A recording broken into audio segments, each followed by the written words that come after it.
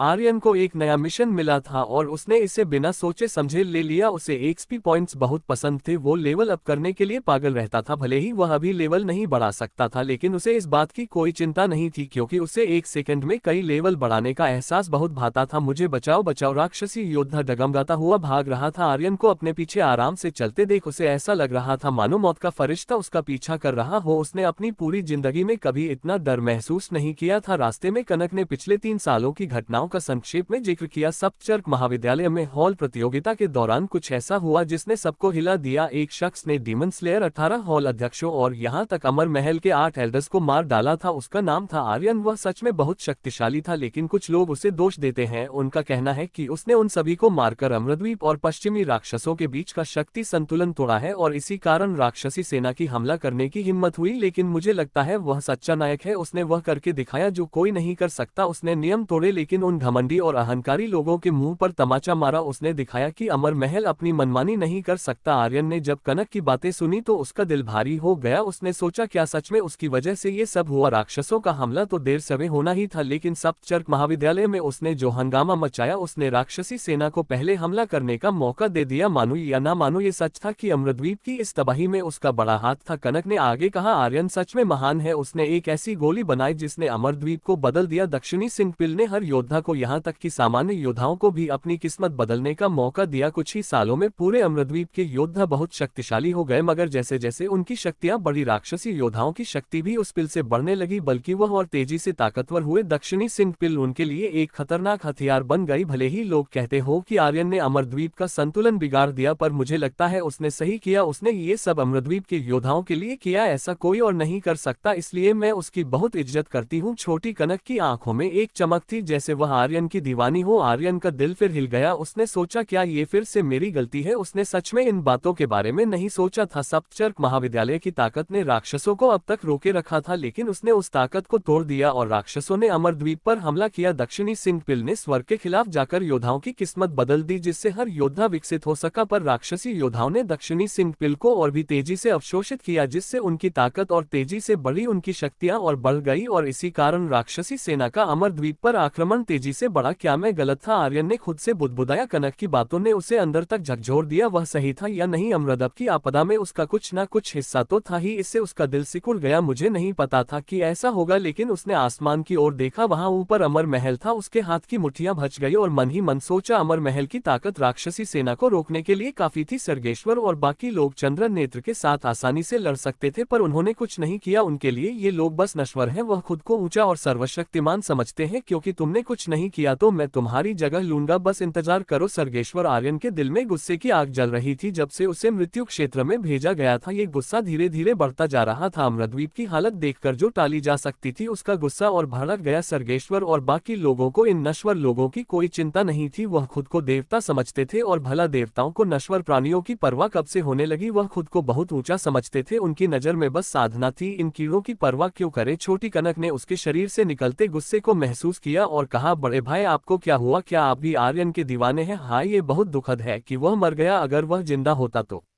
राक्षसी सेना को कभी आगे बढ़ने नहीं देता। वह कोई ना कोई रास्ता निकाल लेता, पर किस्मत को कुछ और मंजूर था। कनक का चेहरा उदास हो गया। अमरद्वीप में हजारों लोग उसके जैसे थे। उनके लिए तारियन एक नायक था। उसने सप्तचर्क महाविद्यालय और अमर महल जैसी शक्तियों को चुनौती दी थी। उसने नियम तोड़े और युवा पीढ़ी को प्रेरित किया। बहुत से योद्धा उसे आदर्श मानकर और कड़ी लगन से मेहनत करने लगे। आर्यन ने हल्के से कहा, वो मरा नहीं, वो लौट आया है। कनक चौंक गई और बोली, वो लौट आया? वो कहाँ है? आर्यन ने जवाब नहीं दिया। उसी समय भागता हुआ राक्षसी योद्धा अचानक रुक गया। उसके चेहरे से डर गायब हो गया था, बल्कि अब तो उसकी जगह उत्साह और एक क्रूरता भरी मुस्कान थी। सामने एक विशाल सैन्य शिविर था और दर्जन भर राक्षसी योद्धा पहले ही उसकी ओर दौड़ पड़े थे। हाँ हाँ हाँ, तुम कुत्ते, तुम मुझे मारना चाहते हो? आज देखते हैं कि कौन मरता है, उसने चिल्लाकर कहा। कनक का चेहरा बदल गया। भाई ये ठीक नहीं है, ये राक्षसी सेना का अग्रिम शिविर है, हम गिर गए हैं। वह डर से कांपने लगी। उसका दिल बैठ गया। आर्यन ने हल्के से हंसते हुए कहा, तुम गलत हो, यह वह नहीं जिन्होंने हमें घेरा है, बल्कि मैंने उन्हें घेर लिया है। ये कहते ही आर्यन की नजरें ठंडी हो गई। उसके शरीर से खूनी इच्छा उमड़ पड़ी और उसने पूछा, ये राक्षसी सेना का अग्रिम शिविर है? लड़के तुम सही हो, तुमने हमारे राक्षसी भाइयों को मारने की हिम्मत की, आज तुम बच नहीं पाओगे। उस राक्षसी योद्धा ने क्रूरता से कहा,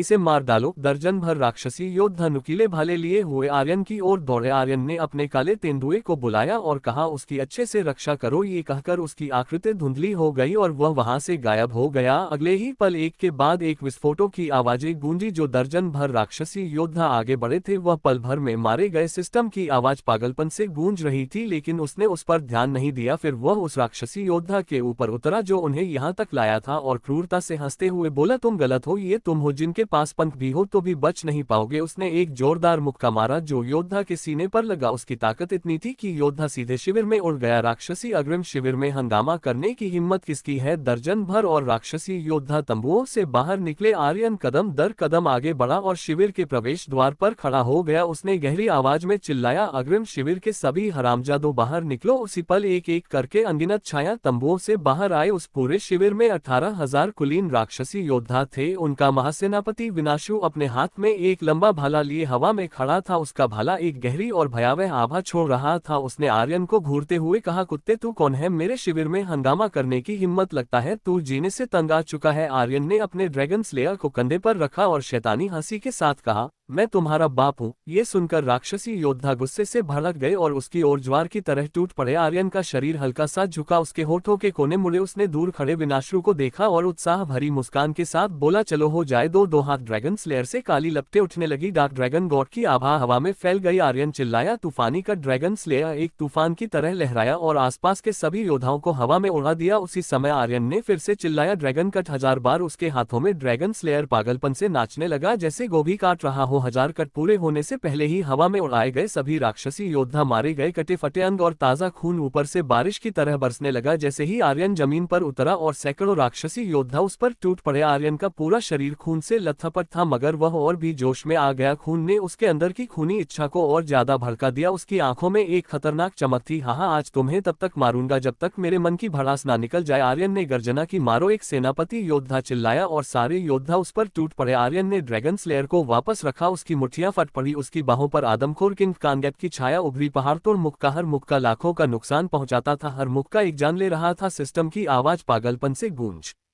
रही थी। ये लय इतनी तेज थी मानो आकाश उलट गया हो। राक्षसी योद्धा एक के बाद एक उसकी ओर लपके, लेकिन जो भी आया ढेर हो गया। आर्यन की मुठ्ठियां थक गई थी। उसने बाएं हाथ में ड्रैगन स्लेयर और दाएं में स्वर्ग विच्छेदक कुल्हाड़ी पकड़ ली। दोनों हथियार पागलपन से घूम रहे थे। जहां भी वह गया वहां कुछ नहीं बचा। कुछ ही मिनटों में अग्रिम शिविर के प्रवेश द्वार पर लाशों का ढेर पहाड़ की तरह बन गया। जो अमरद्वीप का अपमान करेगा वह मरेगा। आर्यन ने उग्र गर्जना की। दूर खड़ी कनक ने खून से लथपथ आर्यन को देखा और धीरे से बुदबुदाई, मेरे दिल का सबसे बड़ा नायक आर्यन है भाई, माफ करना, तुम मेरे दूसरे नायक हो सकते हो। विनाशु की आंखें क्रूर हो गई। जितना ज्यादा आर्यन मार रहा था उतना ही वह और ज्यादा उग्र और जंगली हो रहा था। उसकी राक्षसी सेना बिल्कुल भी उसका सामना नहीं कर पा रही थी। एक साधारण मूलवीर शायद 100 या 1000 को हरा सकता है, लेकिन मुझे विश्वास नहीं कि वह 18,000 को हरा सकता है। वह चिल्लाया, पीछे मत हटो, उसे मार डालो। एक दिन बीत गया लेकिन आर्यन रुका नहीं। वह अभी भी कत्लेआम मचा रहा था। पूरा शिविर खून से लबालब था। मरो। एक और राक्षसी योद्धा को चला गया। तभी सिस्टम की आवाज गूंजी, बधाई हो आर्यन, तुमने अग्रिम टुकड़ी के राक्षसी योद्धा को मारा है। तुम्हें 3000 एक्सपी पॉइंट, 100 अमर ऊर्जा पॉइंट और 10 अमर मूल्य मिले हैं। बधाई हो आर्यन, तुमने लगातार 10,000 हत्याएं की हैं। तुम्हें 10 घात स्किल मिली है। क्या तुम इसे सीखना चाहते हो? बधाई हो आर्यन, तुम्हारे खूनी दिल का लेवल अप हुआ है। तुम्हें रक्तानंद की शक्ति मिली है। पूरा एक दिन बीत चुका था। आर्यन एक मशीन की तरह था जो कभी रुकती नहीं। उसने 10,000 राक्षसी योद्धाओं को मार डाला। अब 18,000 में से सिर्फ 8,000 योद्धा बचे थे और आर्यन ने उग्र गर्जना की। उसका शरीर खून के एक मोटे खोल से ढक चुका था, जैसे खून का कोई कवच। उसके बाल खून से जमकर एक साथ चिपके हुए थे। वह एक खूनी राक्षस जैसा लग रहा था और उसकी खूनी आभा इतनी भयानक थी कि राक्षसी योद्धाओं में से अब कोई भी उसके पास नहीं आ पा रहा था। विनाशु ने गंभीरता से पूछा, आखिर तू है कौन? क्या तू हमारी राक्षसी सेना के बारे में जानता है? उसे कुछ समझ नहीं आ रहा था। जब से उसने अपनी यात्रा शुरू की थी वह बस मारता काटता चला आ रहा था। किसी ने भी उसे नहीं रोका, चाहे सप्तचर्क महाविघालय हो या वो ऊंचे आसमान में मौजूद अमर महल के योद्धा। कोई भी उसे रोकने नहीं आया। उसकी राय में वह सब उनकी सेना से डर गए थे, इसलिए उसकी अग्रिम सेना बिल्कुल बेखौफ थी। वे जहां जाते वहीं तबाही मचा देते। लेकिन आज किसी ने उन्हें रोका, वह भी एक अकेले शख्स ने। उसे समझ नहीं आ रहा था कि वह शख्स कौन है। आर्यन ने ठंडी मुस्कान के साथ कहा, मैंने तुम्हें कल बताया था, मैं तुम्हारा बाप हूँ। तू मरने की तलाश में है। विनाश रूप गुस्से से भड़क गया। उसके बगल में खड़े 3 सेनापति एक साथ हरकत में आए, लेकिन उनके जमीन पर उतरने से पहले ही आर्यन ने ड्रैगन स्लेयर को ऊपर उठाया और हंसते हुए बोला, अब मैं तुम्हें अपनी नई तकनीक दिखाता हूँ। 10 घात साथ आसमान में एक जोरदार आवाज गूंजी। 10,000 मरे हुए राक्षसी योद्धाओं की आत्माएं इस एक वार में थी जो चीख रही थी। आधे सेकंड बाद तीनों सेनापति जो अभी तक जमीन पर उतरे भी नहीं थे वह तुरंत टुकड़े टुकड़े हो गए और खून की बारिश बनकर आकाश से नीचे गिरे। उसी पल जो राक्षसी योद्धा अभी भी जिंदा थे उनके दिमाग इस दृश्य को देखकर टूट गए। वह इस तरह के कुचलने वाले दबाव को बिल्कुल भी सहन नहीं कर पाए और पागलपन से भागने लगे। वह हमेशा दूसरों के लिए दुस्वप्न रहे थे, लेकिन उन्होंने कभी नहीं सोचा था कि आज वे इतने डर जाएंगे जैसे उन्होंने भूत देख लिया हो। भागना चाहते हो क्या? मैंने इजाजत दी, आर्यन ने भौहें सिकुड़ते हुए चिल्लाया। रेत समाधि सबको दफन करो। उसके शरीर से एक अदृश्य शक्ति बाहर निकली। वह जहां भी पहुंची वहां जमीन कमल की पंखुड़ियों की तरह उलट गई और भागने वाले सभी राक्षसी योद्धाओं को जमीन ने लपेट लिया। कोई नहीं बचा सिवाय विनाशु के। आर्यन ने गर्जना की, अब इन्हें खत्म करो। जमीन के अंदर सभी समाधियों में धमाके होने लगे। सिस्टम में मरने की सूचनाएं पागलपन से गूंज उठी। उस एक पल में 7,000 से अधिक राक्षसी योद्धा जमीन के भीतर मारे गए। सिस्टम की आवाज मीठे शहद जैसे बज रही थी। ये लय बहुत शानदार थी। यह विस्फोट लाखों एक्सपी पॉइंट्स देखकर गया था, पर अब आर्यन बहुत थक चुका था। दिन रात के खूनी खेल के बाद उसकी शारीरिक शक्ति अपनी सीमा पर पहुंच चुकी थी। अभी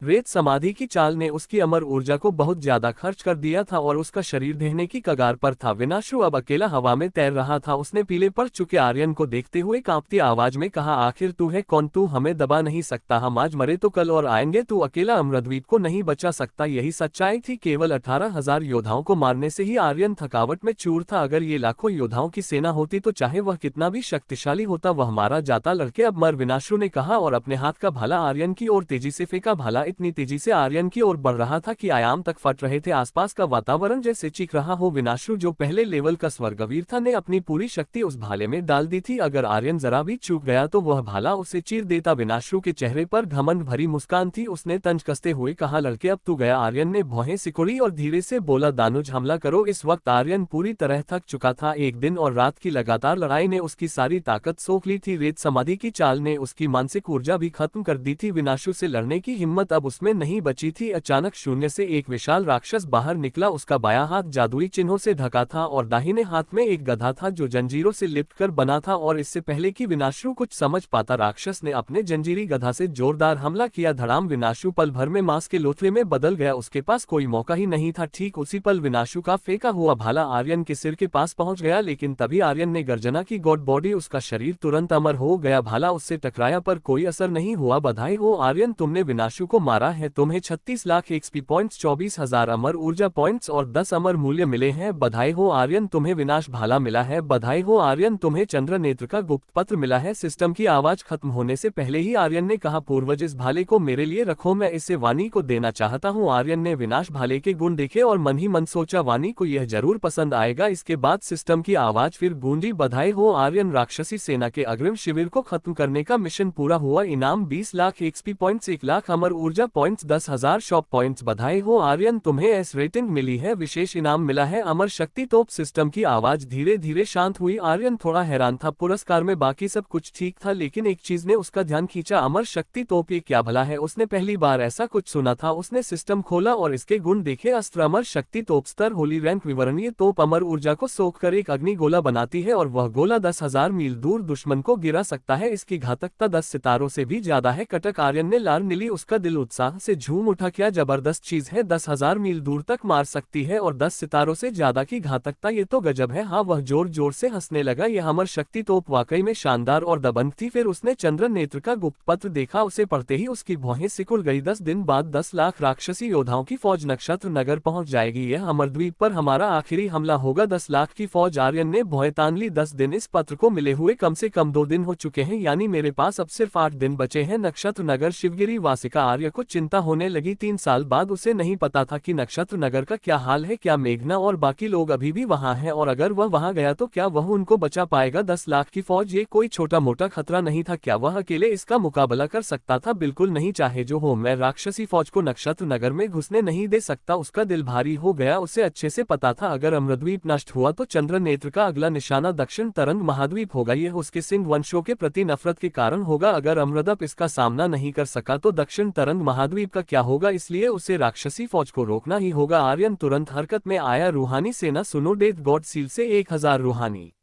योद्धा बाहर निकलकर आर्यन के सामने कतार में खड़े हो गए और बोले, मास्टर, पिछले 3 साल में रूहानी सेना ने आर्यन द्वारा दिए गए राक्षसी क्रिस्टल स्वर्ण तारा और धरती मणियों को खाकर इतनी ताकत हासिल की थी कि सबसे कमजोर योद्धा भी 8वें लेवल का स्वर्णवीर था और सबसे ताकतवर 5वें लेवल का मूलवीर। अब वह 10 दिन बाहर रह सकते थे। आर्यन ने आदेश दिया, राक्षसी फौज का पता लगाओ, मुझे उनके ठिकानों और हर हरकत की जानकारी चाहिए, जाओ पता करो। हाँ मास्टर। रूहानी योद्धा चारों दिशाओं में बिखर गए। आर्यन को इस बात की परवाह नहीं थी कि वह अजराल की तरह वापस नहीं लौटेंगे, क्योंकि उनकी वफादारी आर्यन के प्रति 100% थी। वह आर्यन को छोड़ नहीं सकते थे। इसकी एक और वजह यह भी थी कि बस आर्यन ही उन्हें और शक्ति दे सकता था। इसके बाद आर्यन का दिमाग 18 स्तरीय नर्क की ओर गया। उसने पूछा, ठंडा राक्षस, तुम्हारे शरीर की धरती जंजीरों का क्या हाल है? ठंडा राक्षस ने आंखें खोली और बोला, मास्टर, मुझे एक दिन और चाहिए। धरती राक्षस बड़बड़ाया, कमजोर, तू सच में बेकार है। मैंने अपनी पूरी धरती शक्ति लगा दी और तुझे फिर भी एक दिन चाहिए। मास्टर, मेरी अग्निशील जंजीरें कब खोलोगे? ठंडा राक्षस ने मुस्कुराते हुए कहा, सील खुल चुकी है, बस एक दिन में जंजीरें तोड़ दूंगा। आर्यन ने कहा, जल्दी ही। ठंडा राक्षस इस समय बहुत जरूरी था। वह बड़े पैमाने पर हमला करने वाला राक्षस था और आर्यन को अभी ऐसे ही योद्धा की जरूरत थी। 10 लाख की राक्षसी फौज मजाक नहीं थी, उसे रोकना नामुमकिन होगा, इसीलिए वह अपनी पूरी तैयारी करना चाहता था। वैसे 10 लाख की फौज से कितनी एक्सपी मिलेगी? अगर मैं उन्हें अकेले मार दूं तो मैं सचमुच आसमान छू लूंगा। आर्यन बेहद उत्साहित था। यह उसके लिए एक चुनौती थी, लेकिन एक मौका भी। उसे इसे मजबूती से पकड़ना होगा। नक्षत्र नगर में हर तरफ खतरे का माहौल था। पहले यह अमरद्वीप का सबसे शानदार शहर था, लेकिन अब सब कुछ बदल चुका था। शहर की साख खत्म हो चुकी थी। गलियों में भूखमरी से भागे शरणार्थी भरे थे। विशाल नक्षत्र नगर अब एक शरणार्थी शिविर बन चुका था। शिवगिरी वासिका में मेघना का चेहरा तनाव से भरा था। यह उनके लिए अब तक का सबसे बड़ा काम था। अगर उन्होंने कदम उठाया तो यह युद्ध की घोषणा होगी। वह इसके लिए पूरी तरह तैयार नहीं थी, क्योंकि उसका मन आर्यन की चिंता में डूबा रहता था। आर्यन उनकी ताकत का आधार था, पर अब जब उसका जिंदा होना या न होना अनिश्चित था। मेघना के दिल में कोई भरोसा नहीं था, लेकिन राक्षसी सेना नक्षत्र नगर को कुचलने के लिए बढ़ रही थी। सप्तचर्क महाविद्यालय और नक्षत्र नगर के शाही परिवार ने मिलकर शहर के सभी संसाधनों को लूट लिया था। व्यापारी टूट चुके थे, कीमतें आसमान छू रही थी और अर्थव्यवस्था चरमरा गई थी। लेकिन अमरद्वीप के मुखिया के रूप में अमर महल को इन सब की कोई परवाह नहीं थी। रुद्रसेन ने कहा, चिंता मत करो, सब तैयार है। मैं अमर महल के बारे में कुछ नहीं कह सकता, पर सप्तचर्क महाविद्यालय और शाही परिवार हमारा मुकाबला नहीं कर पाएंगे। बस डर इस बात का है कि उन्हें डर था कि अमर महल अचानक हमला न कर दे। अगर ऐसा हुआ तो सारी तैयारियां बेकार हो जाएंगी। जगगा ने जोश में कहा, अब सब कुछ दांव पर लगाने का वक्त है। डरने की क्या बात, चाहे सिर फट जाए, पुनर्जन्म के बाद फिर वही शेर बनेंगे। मास्टर ने कहा था, अगर कुछ पसंद ना आए तो उसे खत्म कर दो। तभी बलभद्र दौड़ता हुआ आया और बोला, वहां गया। मेघना की भौहें सिकुड़ गई। एजकांत की पीठ पर रखा काला डिब्बा अचानक खुला और एक लंबी तलवार जो ड्रैगन की तरह चमक रही थी उसके हाथ में आ गई। डरावनी ब्लेड आभा भनभनाने लगी और उसके शरीर से युद्ध की आग जैसे भड़क उठी। जगगा ने उत्साह से कहा, आखिरकार वक्त आ गया। सबके चेहरों पर जोश छा गया। 3 साल तक सप्तचर्क महाविद्यालय ने उन्हें दबाया था। आज आखिरकार वो दिन था जब वह बदला लेने जा रहे थे। मेघना ने खुद को संभाला और बोली, योजना के मुताबिक चलो, ध्यान रखना कोई गड़बड़ नहीं होनी चाहिए। ये कहकर वह बड़े बड़े कदमों से आगे की ओर बढ़ गई। उसी समय अमर महल का एक एल्डर 2 योद्धाओं के साथ शिवगिरी वासिका में दाखिल हुआ। मेघना को आते देखकर उसके चेहरे पर मुस्कान उभर आई। हाँ मेघना, कुछ दिनों में तुम और भी खूबसूरत हो गई हो। पिछले बार मेरे प्रस्ताव के बारे में क्या सोचा? बस मेरी रखेल बन जाओ, फिर हम दोनों मिलकर पूरे नक्षत्र नगर पर राज करेंगे। चिंता मत करो, मैं तुम्हें पूरी तरह खुश रखूंगा। उसकी आंखें मेघना के सीने पर टिकी थी। वह उभरी हुई 2 चीजें उसे बहुत लुभा रही थी। मेघना की आंखें ठंडी हो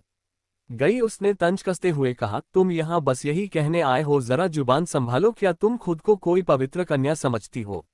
एल्डर ने क्रूरता से कहा, मैंने तुम्हें इज्जत दी, लेकिन लगता है तुम्हें वह रास नहीं आए। अगर ऐसा है तो जल्दी 10,000 स्वर्ण तारा निकालो। अगर आज तुमने वह नहीं दिए तो शिवगिरी वासिका को नक्षत्र नगर से हटा दिया जाएगा। वह बहुत घमंडी था, बेहद क्रूर। उसके चेहरे पर ऐसी मुस्कान थी जैसे वह मेघना को निगल लेगा। मेघना ने शांत स्वर में कहा, एल्डर के आदेश का पालन तो करना ही पड़ेगा। 10,000 स्वर्ण तारा हमारे लिए कोई बड़ी बात नहीं। उसने एक स्पेस रिंग निकाली और बोली, ये लो, इसमें 10,000 स्वर्ण तारा है। एल्डर की आंखें ठंडी हो गई। उसका चेहरा थोड़ा हैरान था। उसे उम्मीद नहीं थी कि मेघना वाकई 10,000 स्वर्ण तारा दे देगी, वह भी बस 3 दिन में। 10,000 स्वर्ण तारा कोई छोटी रकम नहीं थी। अगर कोई स्वर्ण ताराओं की खान भी हो तो 3 दिन में इतना खनन करना नामुमकिन था। लगता है मैंने शिवगिरी संघ की ताकत को कम आंका। एल्डर ने शातिर मुस्कान के साथ सोचा, 3 साल में शिवगिरी संघ ने स्वर्गसार कुल के व्यापार को निगल लिया था। दक्षिणी सिंह पिल की ताकत से उन्होंने अमरद्वीप की आधी दौलत कमा ली थी। 10,000 स्वर्ण तारा तारा उनके लिए कुछ भी नहीं थे। एल्डर को गुस्सा आ गया, वो आज यहाँ बस स्वर्ण तारा लेने के लिए नहीं आया था, उसका मकसद कुछ और था। उसने मेघना को देखा और बोला, ओह मैं गलत था, शायद 3 दिन पहले मैंने गलती से 50 की जगह 10 कह दिए, मुझे 10,000 नहीं 500 स्वर्ण तारा चाहिए, निकलो। उसने चालाक लोमड़ी की तरह मुंह खोला, 10,000 से सीधे 500। मेघना की भौहें कांपी, उसने कहा, क्या आप हद से ज्यादा नहीं मांग रहे? अरे गुस्सा आ गया, गुस्से में तो तुम और भी मस्त लगती हो। एल्डर ने फिर लंपट अंदाज में हंसते हुए कहा, हाँ मैं हद से ज्यादा मांग रहा हूँ तो तुम मेरा क्या बिगाड़ लोगी? क्या तुम मेरे सप्तचर्क महाविद्यालय के खिलाफ जाओगी, अमर महल के खिलाफ जाओगी? मेघना अपनी औकात देख लो, तुम इसके लायक भी हो। उसकी आवाज में गहरी और ताकतवर ऊर्जा थी, साफ था कि वह जहाँ झगड़ा करने आया था। मेघना की आंखें ठंडी हो गई, वह और बर्दाश्त करना चाहती थी, कुछ दिन और आर्यन का इंतजार करना चाहती थी, पर अब ये बर्दाश्त के बाहर था। 500 ही चाहिए ना? हाँ बिल्कुल, एल्डर ने ठंडी हंसी के साथ कहा। मेघना की ठंडी आंखों को देखकर उसे कोई डर नहीं लगा, बल्कि वो अचानक एक कदम आगे बढ़ा, मेघना के कान के पास आया और तंज कसते हुए बोला, क्या तुम्हें लगता है कि तुम्हारे लोग मेरे सामने टिक पाएंगे? क्या तुम्हें लगता है कि मैं आज सिर्फ 2 लोगों को लेकर आया हूँ? आज अगर तुमने 500 स्वर्ण तारा नहीं दिए तो तुम और तुम्हारे सारे लोग मारे जाएंगे। तभी आंगन में आरू ने अचानक से कहा, पिताजी वहाँ शक्तिशाली लोग हैं, बहुत सारे। हाँ स्वर्गवीर स्तर के भी योद्धा हैं। ये सुनकर सबके चेहरों का रंग उड़ गया, उन्हें मूलवीर स्तर के योद्धाओं की उम्मीद थी, पर स्वर्गवीर स्तर के योद्धा यह उनके लिए मौत जैसा था। वह मूल वीरों को संभाल सकते थे, पर स्वर्गवीर उनके सामने टिकने का तो कोई सवाल ही नहीं था। वासिका के भीतर मेघना का शरीर थोड़ा कांपने लगा, उसे भी एहसास हो गया था कि इस बार सप्तचर्क महाविद्यालय शिवगिरी संघ को आसानी से नहीं छोड़ेगा। उसने एल्डर को देखा और पूछा, आप चाहते क्या है? एल्डर ने घमंडी अंदाज में हंसते हुए कहा, पहले मेरे साथ एक रात बिताओ, फिर कुछ सोचूंगा। खटखट, मेघना के दांत किटकिटाने लगे। उस एल्डर ने एक हाथ से मेघना का खूबसूरत चेहरा पकड़ा, उसका चेहरा लंपट मुस्कान से भरा था। उसने कहा, मेघना बोलो कैसा रहेगा? मुझे अपना शरीर दो और मैं तुम्हारे संग को कुछ दिन और जीने दूंगा। तभी आंगन में आरू की बाहें सिकुड़ गई। उसने कहा, क्या परिचित सी शक्ति है? उसी समय वासिका में एक ठंडी आवाज गूंजी, अगर तुमने मेघना को छुआ तो मैं तुम्हें मार डालूंगा। वह आवाज जैसे नर्क से आई थी, बेहद ठंडी, मौत के देवता जैसी। जैसे ही मार डालूंगा शब्द निकला, वासिका के अंदर का माहौल सन्नाटे में डूब गया। सबकी निगाहें ऊपर उठी। शिवगिरी वासिका के दरवाजे पर एक 3 मीटर ऊंचा राक्षसी काला तेंदुआ खड़ा था, उसके ऊपर एक छोटी लड़की बैठी थी। तेंदुए के बगल में एक और शख्स खड़ा था जिसके कपड़े फटे हुए थे, दाढ़ी उलझी हुई थी, चेहरा गंदगी से भरा था जैसे कोई शरणार्थी हो। उसका चेहरा साफ नहीं दिख रहा था, पर उसके शरीर से निकलने वाली आभा बहुत परिचित थी। वह कौन था? सबके दिमाग में यही सवाल था। उसी वक्त शिवगिरी वासिका के ऊपर आसमान में एक के बाद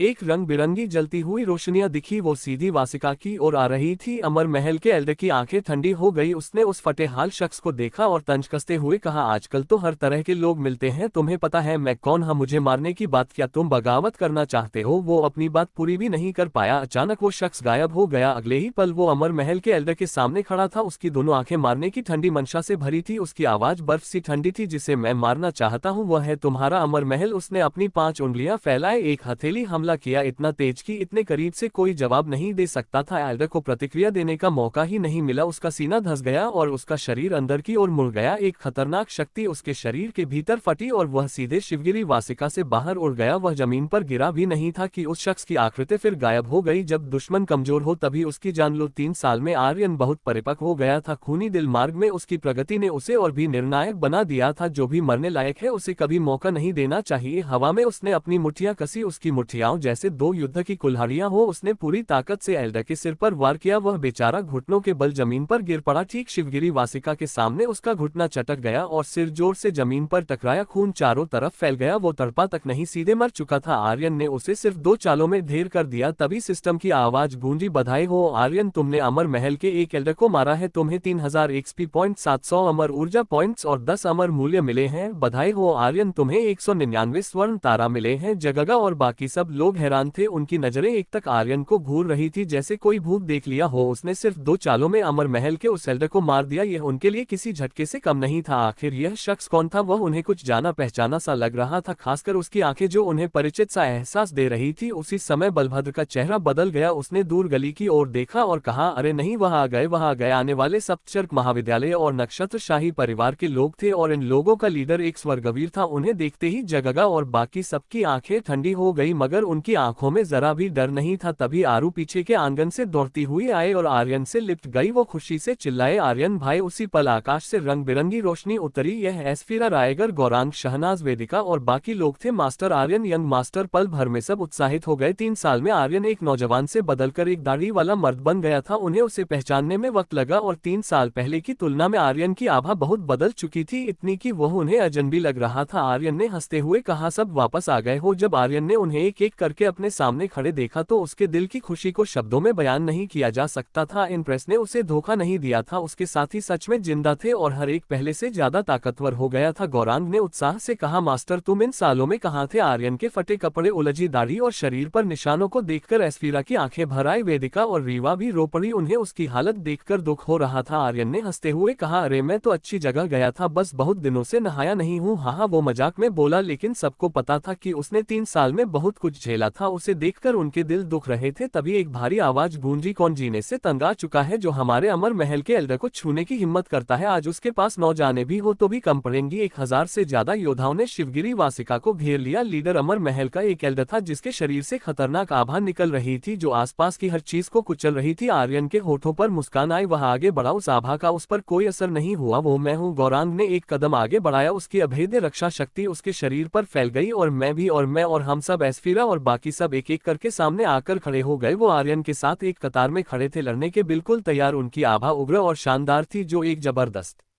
दृश्य बना रही थी। उनकी संयुक्त शक्तियों ने उस स्वर्गवीर के दबाव को सीधे रोक दिया। वह जैसे डाकुओं का एक झुंड थे। आर्यन ने उत्साह से हंसते हुए कहा, क्या बात है?